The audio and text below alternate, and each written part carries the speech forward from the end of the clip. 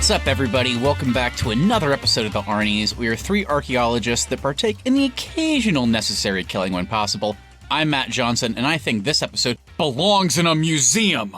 I'm Keith Baker, and I said no camels. And I'm Austin Terry, and based on Indiana Jones's accent, I would have never expected Henry Jones Sr. to be Scottish. On today's show, of course, we're talking about the Indiana Jones franchise so far. Dial of Destiny is one of those movies that we've heard about for years and years, like back when it was just called Indiana Jones 5. I think it was originally supposed to come out in 2020 or 2021, and then they kept filming, they kept delaying, all that jazz, and it is finally coming out this week. So we are revisiting the previous entries of the franchise to figure out what we like, what we don't, and everything in between. You might say this episode is our version of finding our fortune and glory. But before we break all these movies down, what is the one thing you would all trek out to find? What mythical or real relic do you want to find and get credit for? Yeah, I think I would take Indiana Jones with me on this journey, so I'd call up Mr. Harrison Ford, and I would just want to go into the vault where the Sony and Marvel Spider-Man contract is hidden. And I would want to read that fine print, because I saw that Kraven the Hunter trailer this week, and it begs the question, where's Spider-Man in all these movies? Well, if we're going in that direction, Austin, I'll follow you there. Into the movie business. I think I'm going to take Harrison Ford, too, and we go together, if it's Lucasfilm or whatever, and we're going to find out what happened with that last trilogy in Star Wars. Well, he's actually, I don't know if you want to take Indiana Jones, but you definitely want to take Harrison, because he's friends with George, so he could just call him up and ask him. Do you guys remember when he did a cameo in Rise of Skywalker? Do you think he remembers that? I was drunk that day. They paid me $2 million to be there for... Probably, at least. All right, well, you guys had some good answers. I feel like mine is kind of lame, but I guess there's a caveat, but you know what? I'm not taking Harrison on mine. I'm taking my boy Indy. Oh, I thought you were going to say you were taking your boy Mutt. Well, technically, Mutt, based on the ending of my favorite of the franchise, Crystal Skull, they are teasing that he's going to take over, even though he's not in the new one. So I'll take Mutt as well. I'm going to take Indy and Mutt, the father-son pairing. Probably the best father-son pairing in the franchise as well. And we're going to go find the lost city of Atlantis. And I know all you crazy indie diehard fans like me know, yes, there was an original Xbox game where Indiana Jones found Atlantis. But guess what? I want to see it in live action. And I have to be a part of this journey. Are you taking Jason Momoa with you too? No, he actually is too drunk. So he's not available. I think after we get back from finding Atlantis, maybe the post-credits scene of our journey/film could be the Indy, Mutt, and Me, which is also the name of the movie. It's called Indy, Mutt, and Me. We actually go on set of The Flash while they're filming the post-credits scene with Jason Momoa, where he's just comically, I don't know if that's the right word. He's just drunk. He's just drunk the entire time and falling over. And we would try and figure out what the thought process was there. I think in the post-credit scene in my movie, it would just be Harrison Ford looking at the camera and going, what the hell's a Madam Web? The post-credit of Keith's would be, wait, how many of these have I been in? All right, guys, well, with that, we have a lot to talk about, so let's get into it. Austin and Keith, how about we start super generally? What are your thoughts on the Indiana Jones franchise up until this point, now that we've just finished a fresh rewatch? Yeah, I'm really happy we did this rewatch because I thought I had seen all of these movies exactly once, and I came to discover I was very wrong. I had only ever seen Raiders of the Lost Ark and Kingdom of the Crystal Skull. Whoa! What? So it was my first time seeing Temple of Doom and my first time seeing The Last Crusade. Oh my gosh. Returning to Raiders of the Lost Ark, I was like, man, this is good. I'm excited to get into this franchise. And then I start Temple of Doom, and I'm like, oh no. Do I have another George Lucas situation on my hand where everybody thinks this franchise is amazing, but in reality, they've only ever made one good movie? I was shocked to find out it was the same cast and crew, same everything carrying over from the first movie. It feels like just a totally different scenario and just not part of the same franchise. And then they just knocked it out of the park with The Last Crusade. Last Crusade may be up there with one of the best movies I've ever seen. I had a blast with The Last Crusade. And then I go into Crystal Skull and I was like, uh-oh. Is this another trend where every other movie is bad? And on the Crystal Skull rewatch, I gotta say, up until the last 19 minutes of the movie, it's a blast, and then it just gets nonsensical. So overall, I had a great time with this rewatch. I think only one of these is actually bad. Everything else is good and fun. Harrison Ford's amazing. And I am so pumped now for Dial of Destiny. Yeah, Austin, I like that take a lot. I think I'm in almost full agreement with you there. I don't think I'm hating on Temple of Doom as much as you, but it's definitely probably the weaker in the franchise for me. Raiders of the Lost Ark, yeah, I think it's definitely a good one to start off the franchise with. But with you, Austin, yeah, Last Crusade I think is one of the best movies ever made. I still will stand by that until the end of time. I mean, it's just so fun. All the action's good. All the new characters they introduce are fun. And then going into Crystal Skull, yeah, I'm kind of with you. I think Crystal Skull is fun and really good. And then it's just at the end, it just has kind of a weird twist where you're like, did it really need to go this far with it? They should have just left it at aliens. They say it's aliens, and they're like, actually, we're going to a new dimension. It's like, whoa! Yeah. And then the credits roll. But yeah, the whole alien thing is just comical at the end, where you're just like, oh my god, this is so stupid. But still, I still have a good time with Crystal Skull though. So yeah, all these movies are fun. Harrison Ford, I think this is his best franchise. We were joking earlier, but him as Han Solo in Star Wars, I think this is his stuff. This is his baby, and I can't wait to go see Dial of Destiny.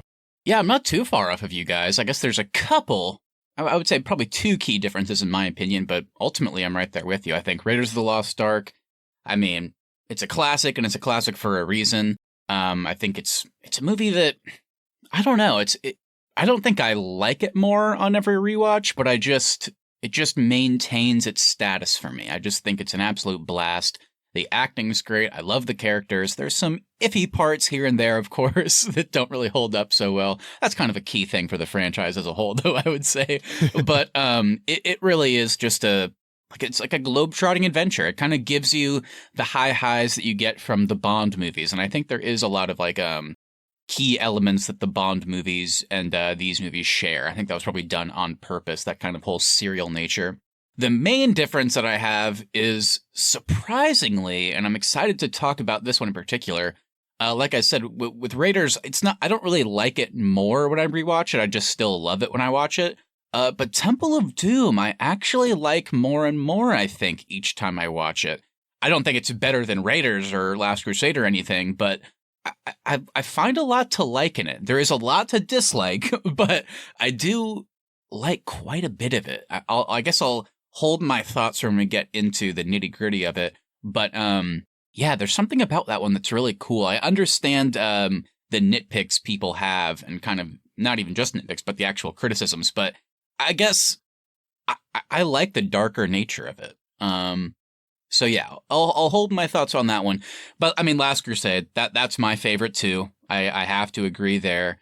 They course corrected after Temple of Doom wasn't received as well, and they went back to the well a little too much from Raiders. Spielberg has talked about that was intentional, did that on purpose. But fuck it, I think it works. I love that movie so much, introducing the father-son element. Putting that at the core of the story while still having kind of that globe-trotting thing and still going after a really cool MacGuffin with the Holy Grail. What a movie. One of my all-time favorites as well. And Crystal Skull, I also kind of agree with just the small caveat that I think it falls apart sooner than just the ending. For me, it's more of a first half I surprisingly like a lot. And then the second half is where I'm like, you lost me.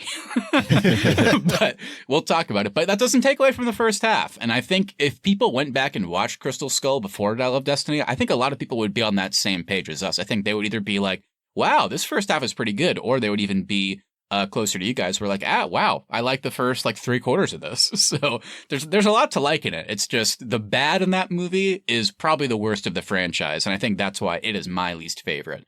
But still not terrible. So overall, I think that makes for a pretty solid franchise.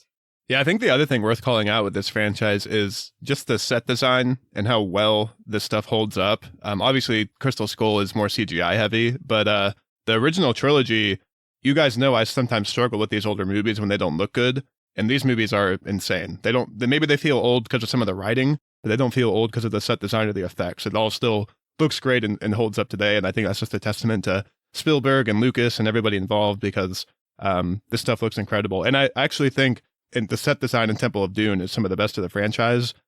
Just the story they told I thought was a bit nonsensical. Yeah. Yeah, it's a bit comical.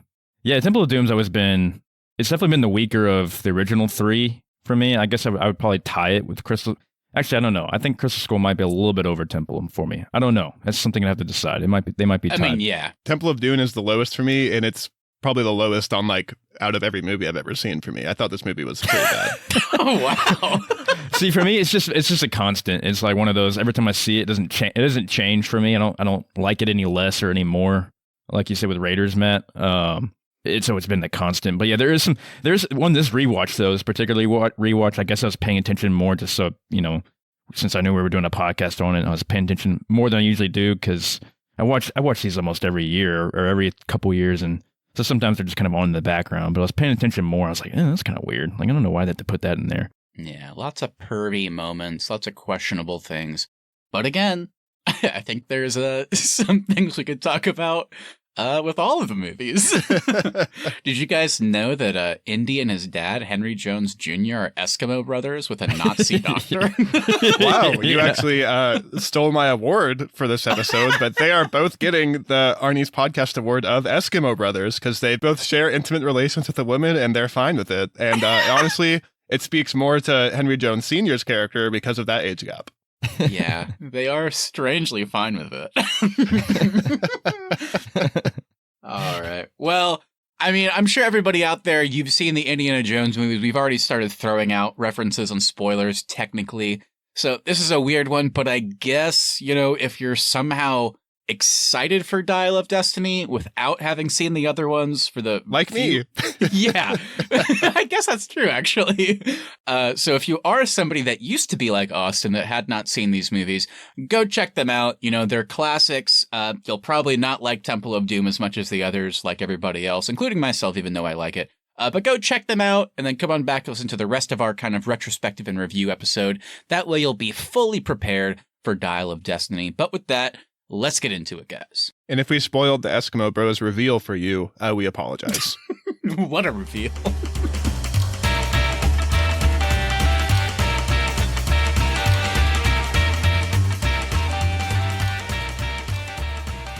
All right, everybody, welcome to Spoiler Territory. Austin and Keith, as always. Let's get started with cast and crew. We have a lot to run through here. Let's do it. I'm excited. All right, so the Indiana Jones franchise is directed by the one and only Steven Spielberg. He has directed all 4 movies, and Dial of Destiny will be the first movie of the franchise he has not directed.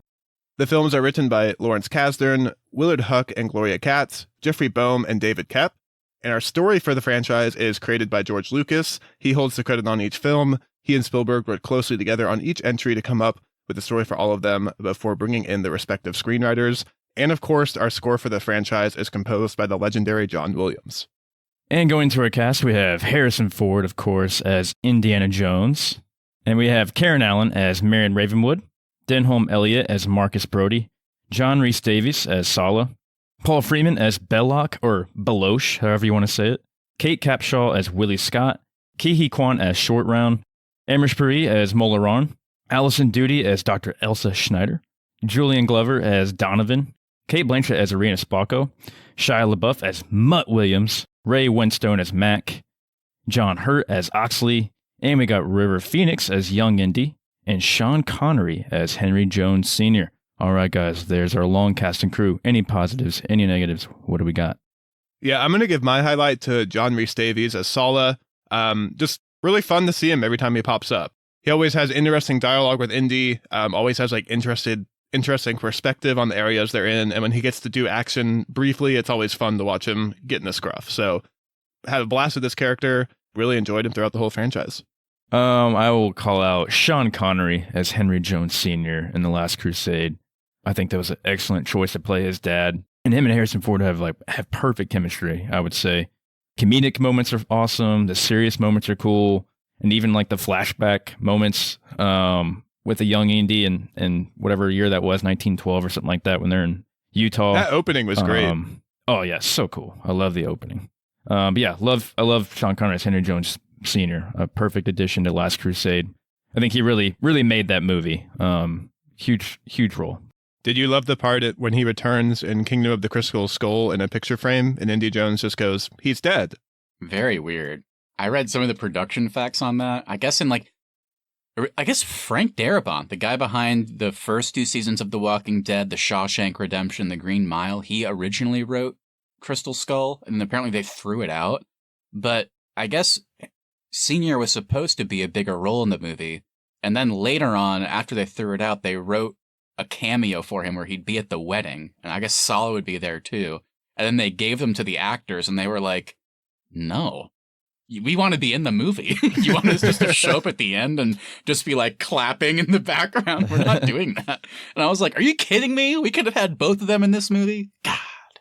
But when is he going to meet his grandson, Mutt Williams? He's going to hate Mutt, by the way. So it's probably better that Senior's dead. I mean, for me, I don't know, man. I guess I'll take the 2 easy ones. It's hard not to call out Spielberg as the director of this. Thinking about kind of all of his movies, like kind of the whimsy and wonder they have, even in his darker movies like Jaws, I mean, there's still something there. It's like all of his movies are different, but there is a consistency and craft and kind of that feeling it gives you. So him kind of making a story like this makes sense. It's shocking it took him so long, even though it was, I guess, still relatively early in his career. But I don't know. I know you guys don't like Temple of Doom as much as me, but I still think there is just like this great consistency throughout all of them. Even the bad moments, which for me are a lot of Temple of Doom and the second half of Crystal Skull. I still think, he was the perfect choice for this, and I'm glad. I'm excited to see what someone different can do with the next one, but, I'm just glad we had the same director for these 4. I think where I really noticed the Spielberg effect is in the production design and just the staying power. That's where I really noticed Spielberg. It's just how well these movies hold up, and particularly the set design, even in the opening of Raiders of the Lost Ark, like that boulder coming down, like it's real and it looks good. So it doesn't look like cheesy or fake. Yeah, and they put in the money to shoot on location too. So a lot of the places that you see them in, they're actually there shooting, which crazy idea, right? Guys, let's get on to something interesting here. I'm very excited to get your thoughts on this. You know our thoughts now on the Indiana Jones franchise, but let's take a dive back to the 80s. And what was the critical reception of these? The Indiana Jones franchise has a pretty interesting reputation when it comes to critical reviews. Raiders has the highest reviews and currently has a 93% on Rotten Tomatoes and is considered one of the greatest and most influential and important films of all time. Temple of Doom saw a bit of a dip with 76%, with criticism for the darker story, gore, and Kate Capshaw's performance as Willie Scott at the time. They course-corrected, like we talked about for Last Crusade, to make something more similar to the first, which has an 84%, with praise for the performances, humor, and father-son relationship focus. Crystal Skull came out 2 decades later and has a terrible reputation. Terrible! That being said, actually, it received surprisingly decent reviews upon release despite that. It has a 77% on the site, which is a little bit higher than Temple of Doom. Although it is important to remember, I guess, that twice as many reviewers were taken into account for Crystal Skull as opposed to Doom, which came out, decades earlier. The movie received praise for the cast, action sequences, and more pulpy tone, but it was criticized for the dialogue, story, pacing, and overuse of CGI. As a fun tease, we don't know the box office of Dial of Destiny yet, obviously, because it's not out, but due to some early screenings, it has a 62% over on Rotten Tomatoes at the moment, which might sound a little bit scary because that's the lowest of all of them. But speaking of the number of critic reviews, it has less than half of what Crystal Skull currently has, so this number will change dramatically this week.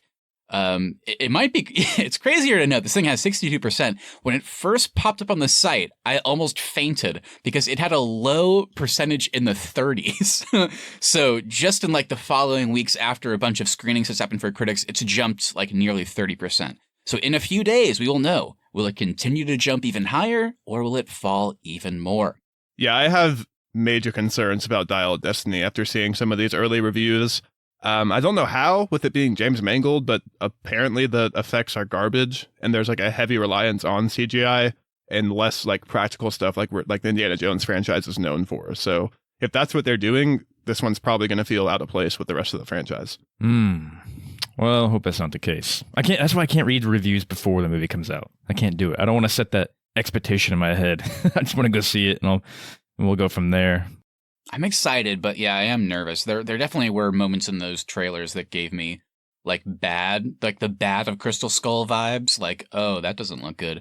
And of course, the irony is I think a lot of this stuff they actually did film on location. So like they were there kind of like, you know, the old movies, but they're still using a lot of CG. So I hope they're able to reel it in. But let's just hope the story is good. I don't know. We'll see. I am excited for it, but you know, Me too. I just hope it's good. I also think Crystal Skull only being 1% ahead of Temple of Doom is a big mistake. Temple of Doom should probably be in the 50s. If it was, that would make sense to me. I think the call out of Kate Capshaw is super unfair to her. She does not give a bad performance in the movie. What's bad in the movie is the relationship with Indiana Jones. They should have found a better way to make them actually feel like they like each other, instead of Indiana Jones forcing her into a situation she doesn't want to be in. Yeah, it's a very weird thing. I would tend to agree. I think it's more of a writing issue. She is consistently called out in pretty much every negative review when it comes to Temple of Doom and the reputation there of like that's a very bad performance. And they always use the word annoying. She's annoying, and my thing is like she's clearly supposed to be, so it's effective. Yeah. And by the end, she's not. That's how she's written. Yeah, it works for me. I think there's an arc there, but I can understand the criticism. But speaking of Dial of Destiny, maybe it won't be received as well as some of these, but it's probably going to do incredible at the box office because this franchise has a reputation of doing so. Taking everything together and everything into account, the 4 films cost a total of $279 million to make and made a grand total of $2 billion at the box office. That's a return on investment for you. Sorry, Flash. Understandably, as the franchise went on, the budgets increased. Raiders cost $18 million to produce, and 27 years later, Crystal Skull cost $185 million, just to kind of show you how much modern blockbusters cost these days. Well, it's really good Spielberg and Lucas won't have to lie about box office returns and mislead financial investors like Dwayne Johnson had to do for Black Adam. The dream. All right, guys. Well, with that, I am super excited to finally get into this. It's time to get a little bit deeper. So we're going to get into our freeform discussion. This is, of course, the main part of our show where each of us just got on the dock and we typed in all of our thoughts, all the things we wanted to talk about. So it's going to be the most important bits. So I figured, it's kind of a no-brainer. Let's go ahead and just start with Harrison Ford, the man himself. He is the lead of our franchise, and we can kind of talk about a few things here, but maybe we can start with kind of the general thing. How do you guys like him as the lead? He's Indiana Jones. He's the title character. What should we talk about? What works? What doesn't? Is there anything that doesn't? I don't know. But what do you want to get into? Yeah, I may have a hot take to start with. I actually don't think he's very good in Raiders. I think he's good in everything else, but in Raiders, it feels like he's just standing there saying one-liners for the whole movie. Whereas, like, in The Last Crusade, he's actually getting emotional, and it feels like he's Indiana Jones at that point. Whereas in Raiders, it's almost like, I'm in the start of a new franchise, we'll see if it hits or not, and I'll say these one-liners. Yeah, I see what you're saying. He definitely has a lot more emotion in Last Crusade. That's for sure. The only thing that's kind of an emotional crutch for him, I guess, is Marion, because he has like a soft spot for her. So like whenever she does die, or when he thinks she dies, he has like that moment when he's drinking and he's kind of like weeping about it. But that's kind of the only time you see him upset. But yeah, I don't know. I like the intro with him in the jungle, and I like that when we get back to New York, now we see him as the professor. So he shows both sides of him as the adventurer, but also the professor who's like really knowledgeable and kind of a nerd at some points. He's like total opposite of who he is in the field. Did you like the girl in the classroom writing "I love you" on her eyelids? Yeah, I think it's hilarious. I think it's so funny. His reaction to that is pretty funny too. Like, yeah, what do I do with that? That's weird. Unlike if his father had been there, he would have gone after it because he doesn't care about age gaps. Horn dog, yeah. That's Indy's nickname is, of course, Indiana Jones, but what we don't realize is that his professional name is Horn Dog. And Harrison's nickname is Harrison Hairy Chest Ford. I thought you were going to say Horny Jones Sr. that would have been better. I should have said that. Horny Jones Sr. It's actually, that's a funny point. I don't know. I'm kind of with Keith. I don't know if I necessarily agree as much, but I don't disagree. Yeah. There is something about his performance in Raiders that's good, but there's just not a lot to the character.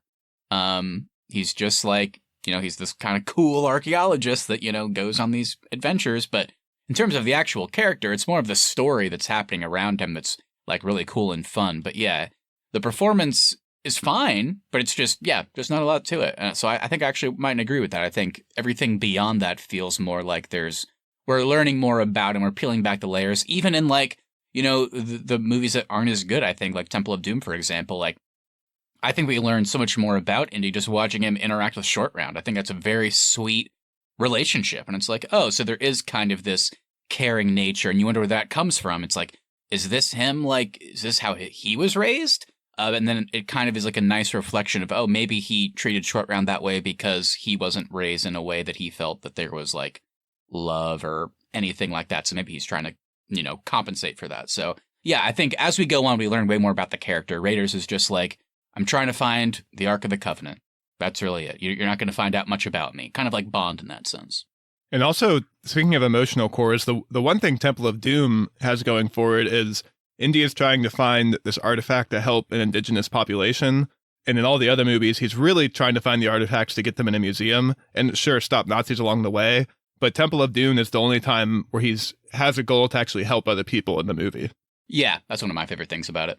Yeah, the purpose is different, which just kind of goes back to y'all's point about Willie Scott, how she's kind of, I guess you could say it's more of the sloppy writing when it comes to introducing the female lead, because she doesn't really have much of a purpose other than the fact that she just happened to be in the one Shanghai club with Indy. Yeah, it is crazy, like the leaps and bounds they go through to get her on the adventure. Which is like, she's just minding her business in this club, and then she sees like a fight break out, a diamond flings her. Well, first she sees a diamond. Yeah, I'm going to try and get the diamond. And then shooting happens, and then Indy happens to like grab her to, I guess, protect her, and then that leads to falling out of the window. In the negotiation, he puts a gun in her back and says, go ahead, shoot her. So he does not care about her. No. They like fall out a window, they get in a car, they get in a plane, they fall out the plane, they land in a river, they get to a village, and then at that point, she just has to keep going. It's very bizarre. The plane river sequence to the village was where I was like, oh no.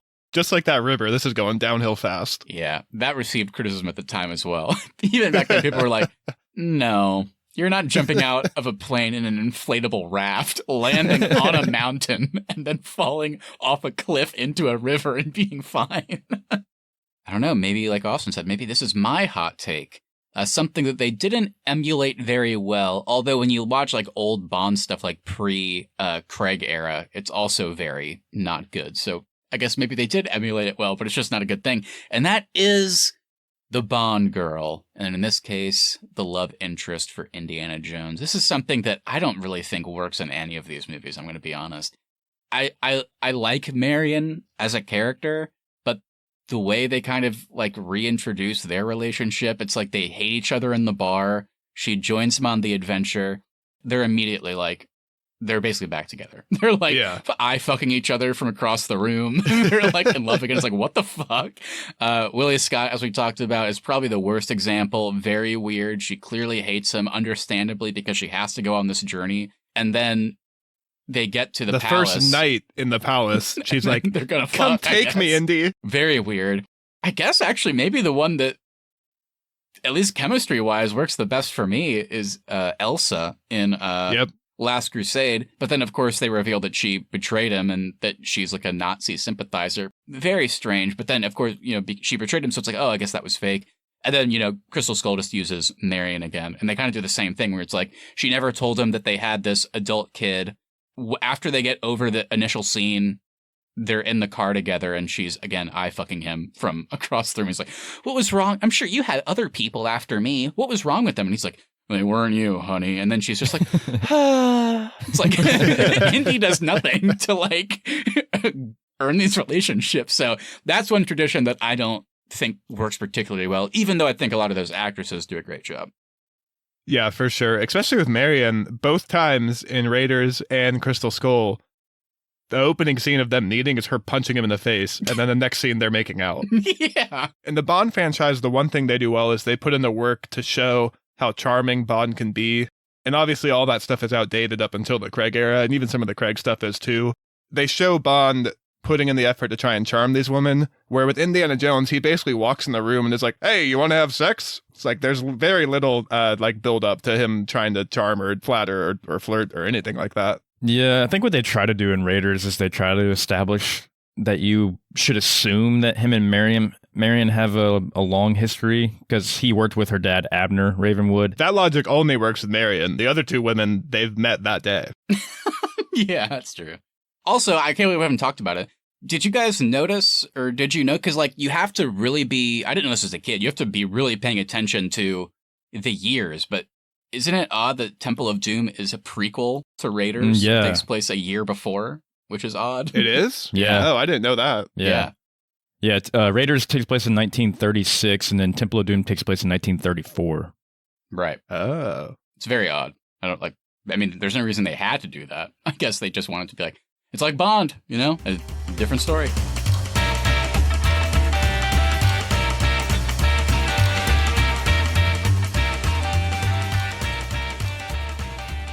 So let's talk a little bit more about Last Crusade now.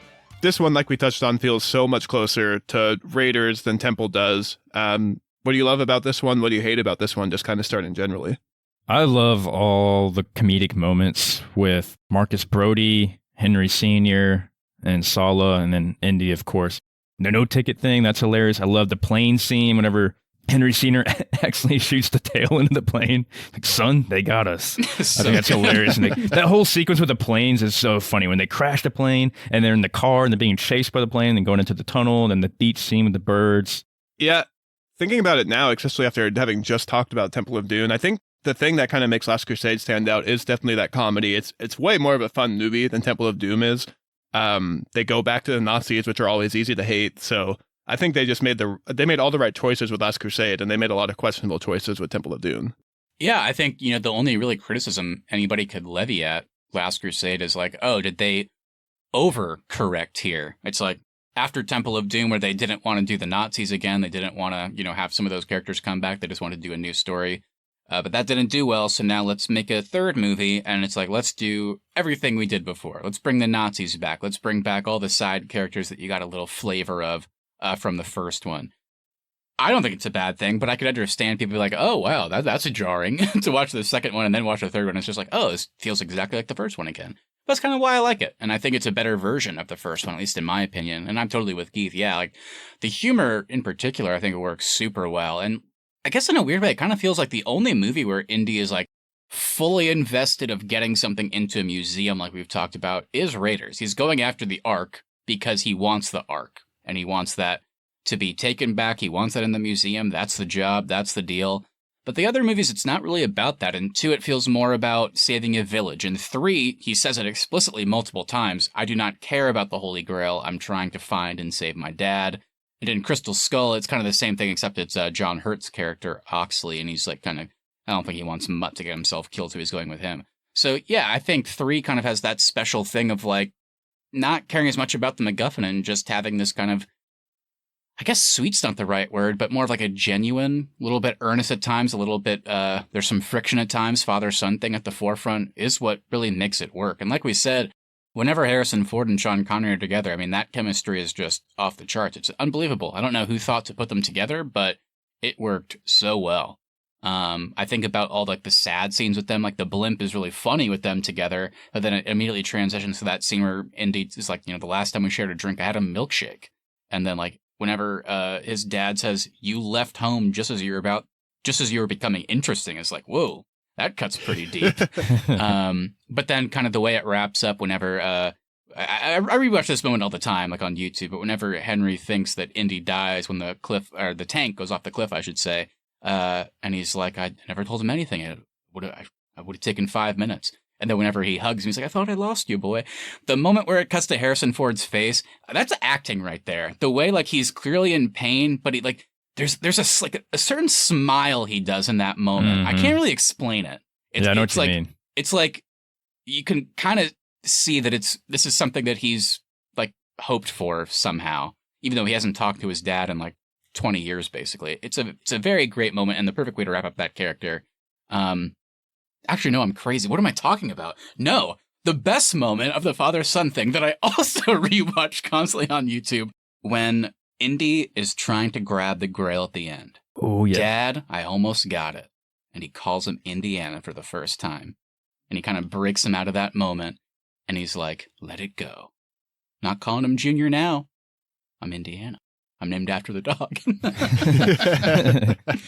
So good. So many great moments between them. Yeah. The other thing Last Crusade does really well, with me now knowing that this is kind of a sequel to Raiders, whereas Temple was the prequel, is they actually have him being an archaeologist and like uncovering these mysteries and these clues, whereas Temple is more of him like kind of stumbling into the mystery, knowing how to get through traps, things like that. But this one, you actually kind of believe that he is the expert on this stuff, and he's the only one that can actually find this, whether it's for his dad or accidentally lead the Nazis to all these artifacts. I just think that culminates so perfectly in the Holy Grail challenges and having them be separate, because they easily could have just had his dad like have to be forced to like do the challenges with him, and then that would have been pretty easy. His dad would have been like, here's what you do. This is my whole life. This is my obsession. But having him get shot by Donovan as like a motivator for Indy to have to go in and find the Grail. And I love the way they edited that scene where it keeps like cutting from Indy, like, the penitent man will pass, the penitent man, what does that mean? Like, humble before God, kneels before God, but it's also like cutting back to his dad, who's like slowly dying, but he's just like, penitent man will pass, like, what does that mean? He's like hoping that Indy gets through it, and then, of course, I mean, the great moment, which is even better with Sean Connery's accent, where it's like, the word of God, the name of God, Jehovah. And then it cuts to Sean Connery, but in Latin, Jehovah starts with an I. And then it cuts to Indy, who's like, he's almost like a kid at that moment. He's like, oh, duh, I'm an idiot. In Latin, Jehovah starts with an I. So it just culminates so well, kind of like their knowledge is, like, they're doing different things throughout the movie, and that's kind of how they culminate with, like, these great Holy Grail, like, super fun challenges. We all know what happened, though. Us, Spielberg, Lucas, we all decided we were sick of these Christian artifacts, and we wanted aliens in our Indiana Jones story. So let's talk about Kingdom of the Crystal Skull. Do you think people were still writing "Love You" on their eyelids at that point when he was like maybe in his 60s? He still looked I was pretty watching good. for it. I wouldn't be surprised. All Harrison has to do is show me that hairy chest, and I'm writing "I love you" on my eyelids. Oh, Wow. You do see it whenever the radioactive guys are. You see it in every movie. There's always a scene where his shirt gets ripped open, and you see that magical chest. Yeah. Well, let's go into that, Austin, because we see his magical chest whenever they're wiping him down after he survives a nuclear blast. Which is a scene that bothers a lot of people. It doesn't really bother me that much. Yes, of course, the fridge, like, flying through the air looks ridiculous, but I don't know. I don't hate it. I think it's fine. It didn't bother me. It fits the world. I mean, he survives a lot of crazy stuff. Yeah. I thought it was really funny that they made a case to show that, yes, this man is scrubbing his penis to make sure there's no radiation. Yeah, Harrison Ford's reaction is like, hey, with that. That's my penis. Well, if we're talking about Crystal Skull, it's hard to, especially like this first half, where there's a lot that we like, it's hard to not talk about Mutt Williams, which, I mean, I think we've all probably talked about this before. I think a lot of people have a pretty terrible name for a character. I know it's not technically his name. Just to like carry on the dog theme? Yeah, he's going for the greaser thing. I get it. It's still ridiculous. But yeah, Shia LaBeouf enters as Mutt. So yeah, what'd you guys think? I mean, because a character that takes up a lot of the, I mean, I would say he's the second lead of the movie, and I don't know what they were going for. I guess they even made like a couple like dialogue references to it. I mean, it's clearly, I guess they were trying to go for the inverse father-son thing from Last Crusade in the follow-up movie 2 decades later, where now he has a son. Did you guys like that relationship? Did you like Mutt as a character on its own? What'd you guys think? They made Mutt way too much of an over-the-top greaser. Even his intro, where he's like riding on the train tracks on his motorcycle, like I'm a cool kid. Hey, old man, you an old man? Or he's got the comb in every scene. I have to wonder if they ever considered replacing Shia LaBeouf with Ke Huy Quan and doing another short round story in this one, because I think that would have been way more interesting.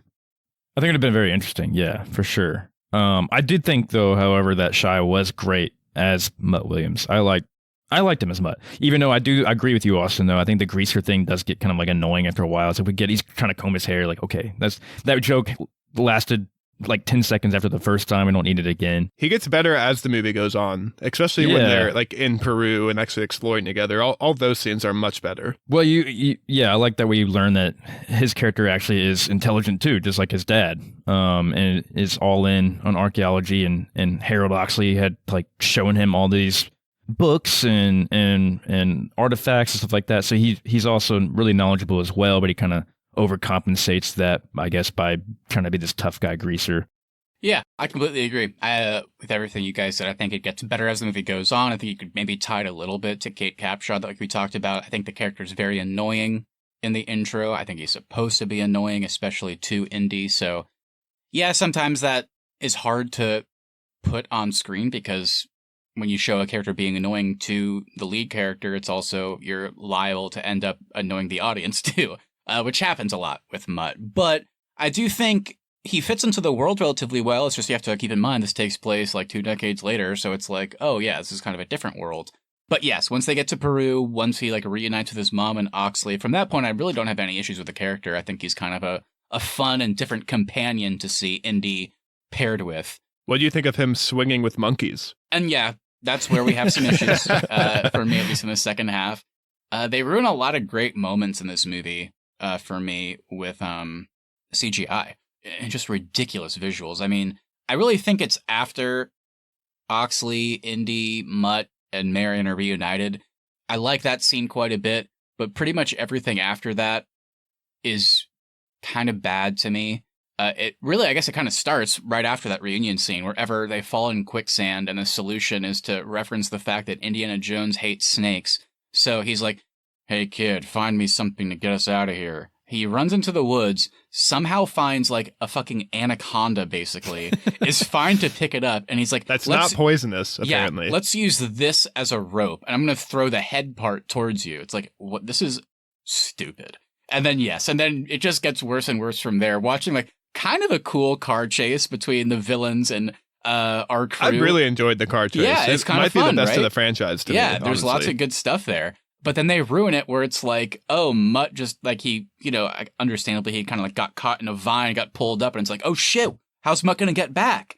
And he does it by befriending the local monkey population and CGI swinging on vines, which somehow he's able to do that to catch up to moving vehicles. It's how did George Lucas and Spielberg write that scene and go, this is a great idea? We nailed it.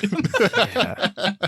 Because they had one monkey in Raiders. They were like, well, now we need like 20 monkeys. True, that's true, yeah. Yeah, this is our big return. We got to do 20 times the monkeys. I do think when you look at it in the context of the franchise, Crystal Skull does do a good job of combining Temple of Doom elements and Last Crusade elements. Because this movie does take place for the majority in one location, like Temple of Doom does. But then also in the intro, you have the globetrotting elements, the archaeology stuff. Like, they just do a better job of getting him to the spot. The jungle is very intimidating and scary, just like in Temple of Doom. But then there are the heartwarming moments with Marion and Mutt that you kind of get in Last Crusade. There's more of the comedy, especially with Harrison Ford interacting with Mutt and the two learning how to work together. So I think they did a good job of making this feel naturally part of the franchise, but then also combining elements of all the other movies too. Yeah, that's a good point. Yeah, I think they did combine a lot of that in some ways I didn't really think about. Yeah, I like that. Another thing that I quite like about the movie, and one of the reasons I am actually excited for Dial of Destiny, and a lot of people seem to bring this up as like, maybe not a criticism, but kind of a joke because of Harrison Ford's age. I actually surprisingly think, rewatching Crystal Skull, an older Indiana Jones story works surprisingly well. For sure, yeah. It's not necessarily, I guess, an element of the story. It's not referenced a whole lot, which is also kind of nice. It's just, he's older, and he's still doing this stuff occasionally. But it works. Him being older, he has some more, like, kind of like elements of his dad, put on some years. It reminds me of I think even Spielberg talked about this. It's the line from the first movie when he's, like, talking to Marion whenever he's hurt. He's like, it's not about the age, it's about the mileage. And Harrison Ford can sell it. Yes, he is older, but doesn't really feel like it. So I don't know. It's not that I think these stories work better when he's older, but there's no difference to me. So I think that's a positive. And there's certainly no different in that chest. That thing has not aged a bit. Hasn't aged a day, kid. We do have to talk about the aliens, though. Yep. I was tracking it throughout the movie because I was like, I'm loving this. Like, when is this movie going to turn for me? And so I paused it right. Not even when they reveal it could be aliens. I paused it. The moment where it turned for me is when they reveal they're interdimensional beings. And there is no joke, 19 minutes, including credits, left in the movie. Wow. That's how quick they introduce this and then wrap it up right away. I think I would have been okay if they had just left it at aliens and this was some spaceship that flies away. It's when then they also introduce, no, we're going to an alternate dimension as well. I think that's way too much to throw in the very ending of your movie. It gets to be a little bit much. I like that they do return the skull, and the skull does have something to do with these ancient aliens that came down on Earth, but the whole UFO thing is a little ridiculous. The fact that it wipes out an entire geographical like area of like 100 square miles or whatever is crazy. Like this whole lake or river starts flowing in to this area. It's like no one's gonna notice this at all. I feel like someone's gotta notice this, right? The way they leave is nonsensical, but the idea of aliens having come down a long time ago and then like finding their remains and uncovering this legend, like all that really worked for me. I actually really like the alien idea. And they even talk about like the skulls being different and how that may actually translate to various cultures who would wrap their babies' heads to elongate the skulls to improve their brain capacity and stuff like that. Like all that like made sense. And I was like, yeah, I'm kind of buying like the mystery they're selling me. And I like that Oxley is kind of like the knowledge guy behind it all. Like 3 times it dropped, so he knows like what they're gonna have to go through to, and he's been there before, so he knows what they're gonna have to go through to get there. But then what do you guys think about the whole like Kate Blanchett like, I want to know. Well, that's what that's also where a lot of the stuff at the end of the movie invalidates and makes the previous like 2 hours worse. Kate Blanchett introduced, I'm like, okay, this might be one of our more compelling villains. But once you get to the end and the motivation is just, I want to know, tell me everything, it's like, oh, yeah, you sucked. Like, you weren't really in the movie that much, but if you had, like, landed the end of it, then maybe I could have, like, put you on a pedestal when it comes to, like, some of these villains in these movies, but can't do that I don't think now. there's really any memorable villain, though, in this That's franchise. fair, yeah, and I wanted to talk about that, too. We can get to that. But, yeah, it just... like I said, the second half of the movie, I'm completely lost, and a lot of that is because of the CGI. I know it's like a pulpy movie, but it gets like way too goofy. A lot of the character moments don't work. The Marion Indy reconnection should be great. Fortunately, it's not. But yeah, it definitely gets even worse when it gets to, oh, so we're not doing just aliens. We're taking it a step further, which is a shame. Yep. And I've always liked the alien element. I know a lot of people don't. I know it's a little bit weird. I really like it. Yeah. I know it's a little bit weird because the previous 3 movies are all about finding religious artifacts, Temple of Doom as well, and this one is aliens. But it's like, you know, those other 3 things, there's no proof to them. You know, Indy talks about in his class the difference between truth and fact, which I quite like. So it's like, the Holy Grail works that way. It kept a knight alive for 700 years. Is that crazier than aliens? No, I don't think so. So it always worked for me, but it's just like when it goes to interdimensional beings and like showing us knowledge and kind of like the big thing of like, wow, Oxley finally returned the crystal skull, and then they all just like form together into one being and then just, I guess, show Kate Blanchett knowledge, and then she is destroyed and then they fly off. Like that's the ending. That's like the big like payoff. It's like, wow, very cool. That is in line though with the ending of everything else though. Ark of the Covenant, everybody's faces melt off and they all die.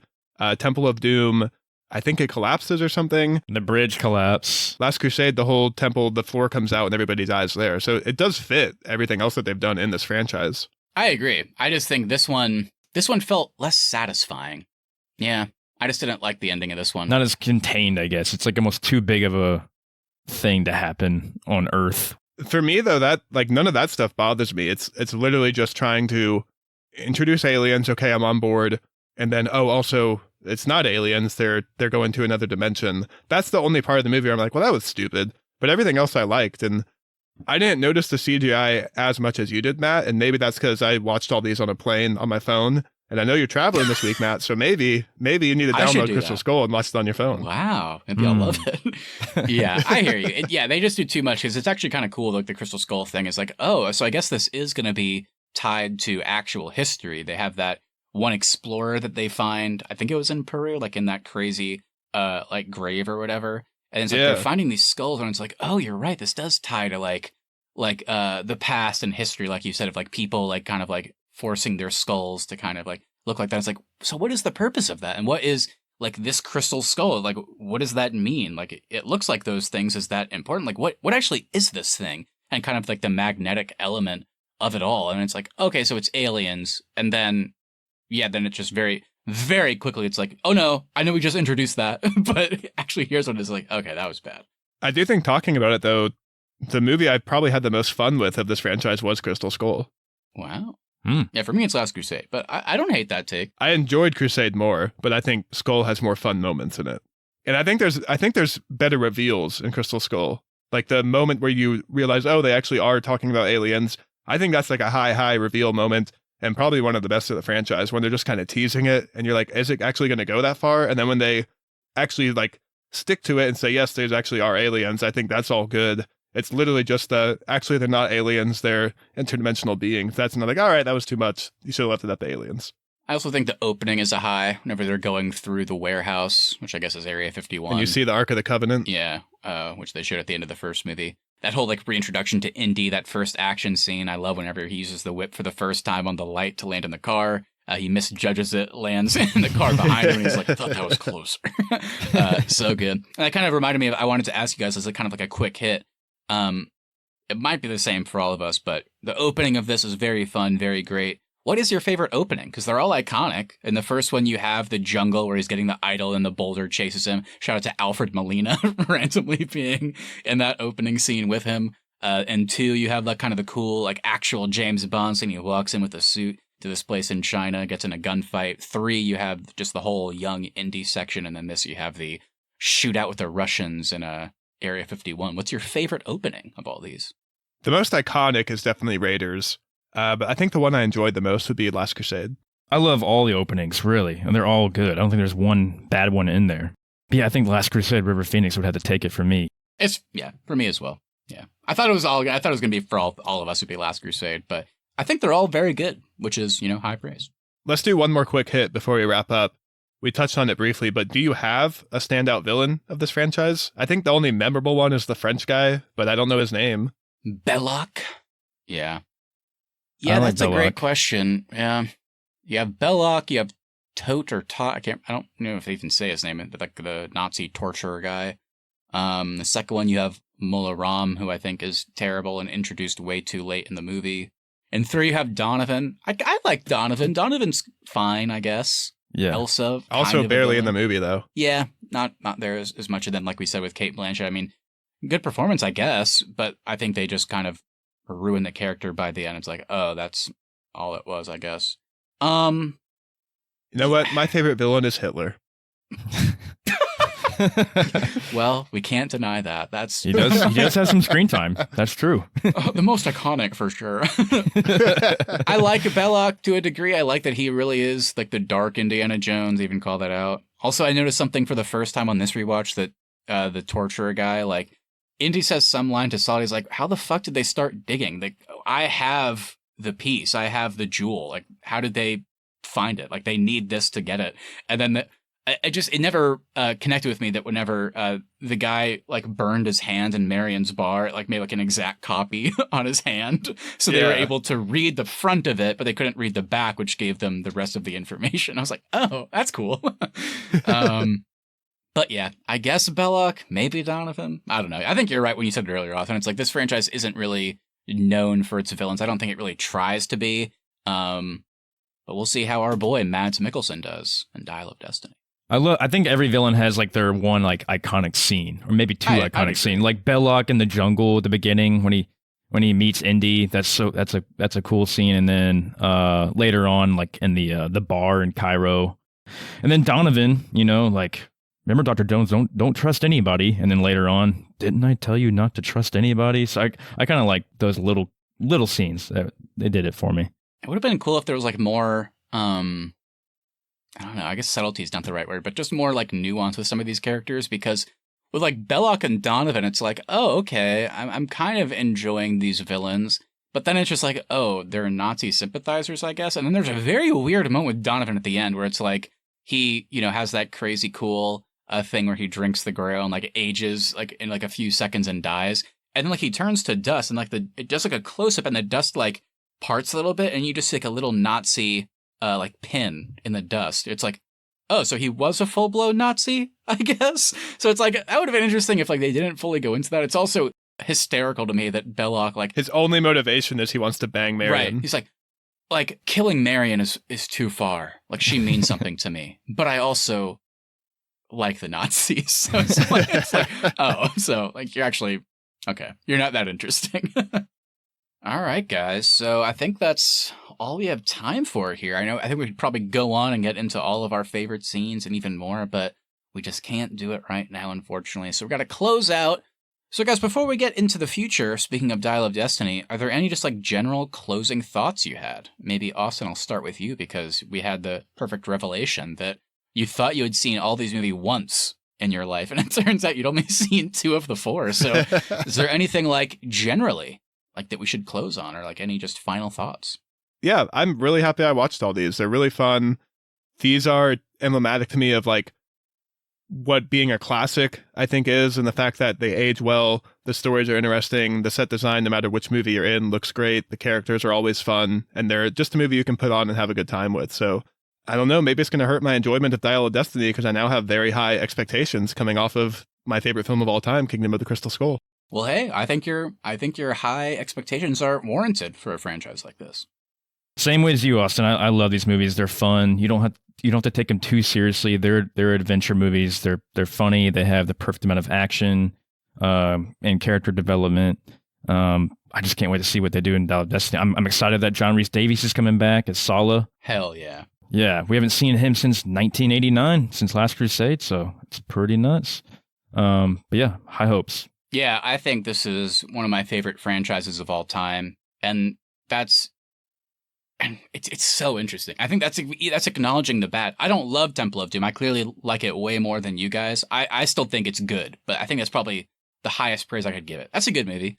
That's, all I can say. Crystal Skull, strangely, the more we watch it, I think I could also say it's a good movie. But I do think the second half for me, and it's not just like the final bits like you guys were talking about for you, but pretty much all of the second half is kind of a dive bomb for me. But overall, the first half I like enough where I would still say overall, it's good, it's fine, whatever. But Raiders and Last Crusade are so good. They're elevating those movies. They're carrying it on its back so high that I would still call this one of the best franchises of all time, even though 2 of them are kind of weak. 2 of the 4, 50% are a little bit weak, but it's still one of the best. Those are just 2 of my favorite movies. Last Crusade is maybe a top 10 for me. I love it so much. Sometimes I'll occasionally just watch it on its own. I won't even do a full franchise rewatch. It's just so good. But yeah, like we said, these high expectations are warranted for Dial of Destiny. I hope it's good. Spielberg left in the middle of it, which is kind of scary, but they got James Mangold, and he has such a great track record with, Walk the Line, Logan, Ford v Ferrari. I would expect it would be a very competent movie, but that, we've also had Spielberg direct Temple of Doom and Crystal Skull, so I just hope that the story is good. I hope that Indy feels like a fleshed out character in this movie. I want to see, we saw an older Indy in Crystal Skull. What's it going to be like when he's another 20 or however older he is, maybe 10, 15 years older in this one? I don't know. Shia LaBeouf. What is him and Marion's relationship going to look like? Will yeah, it actually are they feel still real? Is she in it? I don't know. Are they married? She's in it. Okay. She is in it, yeah. Okay, so they're probably still married then, which at least that would show some consistency. How funny would it be if they What if it weren't opens with them divorced? getting divorced? Well, that's what I was expecting going in. I was like, they'll probably be divorced. The opening of the film is Indiana Jones signing divorce papers. Yeah. And also disowning Mutt. Well, yeah, he has to disown Mutt because Shia LaBeouf is a weird, sexual assaulter guy in real life. But then also, I love the story. I have to tell this real quick. I know we're going long today, but on Crystal Skull, Harrison Ford and Steven Spielberg were professionals. So whenever the bad reviews were coming out, they were being interviewed. They were like, you know what? We're actually really proud of this movie. Here's what we like about it. Maybe that this or that didn't work for some people, but we're proud of what we did. We like the movie. Even though they were probably lying, they were probably yeah, we could have done this better. But they were being professionals, we're not going to fucking shit talk our movie, while it's out in theaters right now. Cut to Shia LaBeouf in interviews yeah, man, saw the reviews, people are right. It's not good. We dropped the ball. So Shia LaBeouf, there's literal, you can look this up. Shia LaBeouf burned his bridges with Harrison Ford and Steven Spielberg because of that. So there was no way he was coming back. Honestly, Disney dodged the bullet because Shia LaBeouf could be their Ezra Miller if they had tried to carry on the name with him helming the Indiana Jones franchise. But even Harrison was like, not doing that. Whenever the hat flies in, the score kicks off, he tries to put on the hat like, I'm going to carry on this franchise. Harrison's like, no, kid, the franchise dies with me. No, kid, you don't have my chest. You can't do it. That's true. That is true. I just thought of the weirdest, the funniest thing.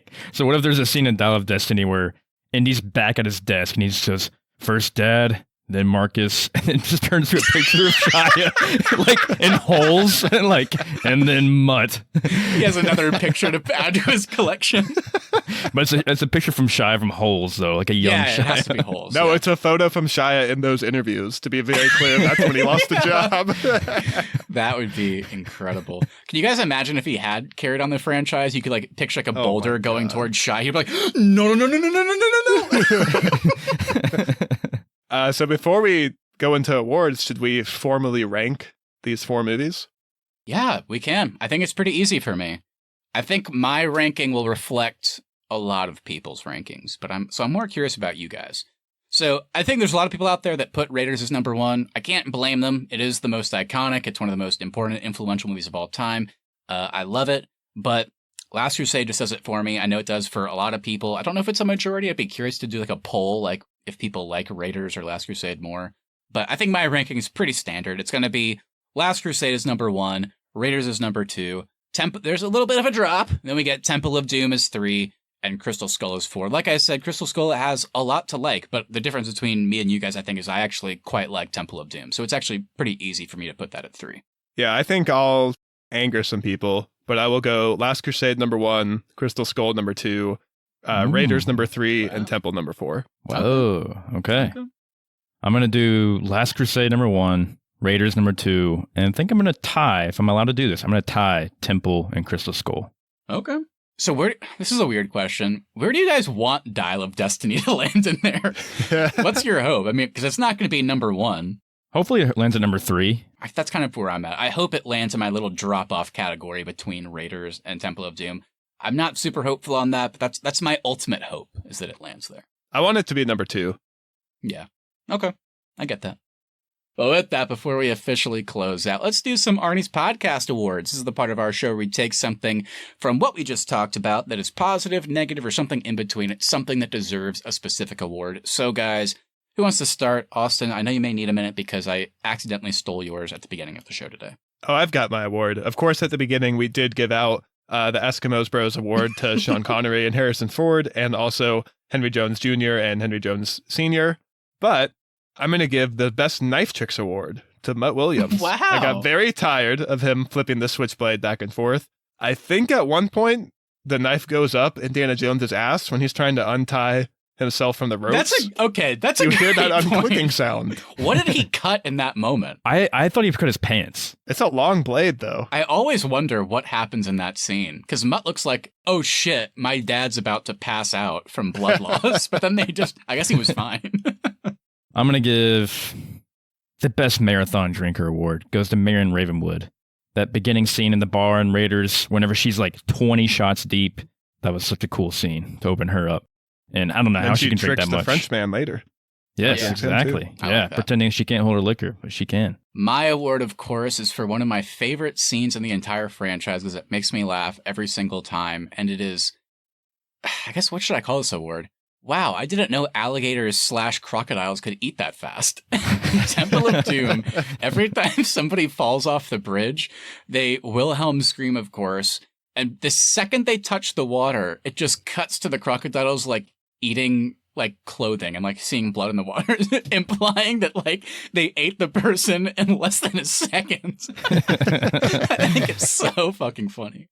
So shout out to them. I didn't know that they could pull it off that quickly. It's such a bad movie. It's so bad. All right, remember, before Austin has like an attack because Temple of Doom hurt him so bad. Thank you all so much for listening. If you enjoyed this episode, make sure you hit that follow button so you never miss our upcoming content. Also, if you wouldn't mind sharing us with a friend, we would appreciate that to continue to grow our show. Please leave us reviews as well. Even if you don't want to write anything, leaving us a 5-star review over on Apple Podcasts, Spotify, or wherever you get your podcasts really does help us out. At the Arnies is our social, and at thearnies.media is the website. And we are happy to be back soon to talk about Dial of Destiny. Like we said, we're excited about it, but we're also prepared to be let down. All right, and lastly, we want to hear from you. So please send us a message on Instagram at the Arnies or email us thearniesmedia@gmail.com. What are your thoughts on the Indiana Jones franchise? Are you excited for Dial of Destiny? Did you know that in Latin, Jehovah starts with an I? Anything you say, we'll read on the show and react to it live in our latest episode. That's right, everybody. Hope you enjoyed this big episode. This was a super fun one to do. We'll see you next time. Have a great rest of your week. And just like my good friend Indy, I hate snakes. Snakes.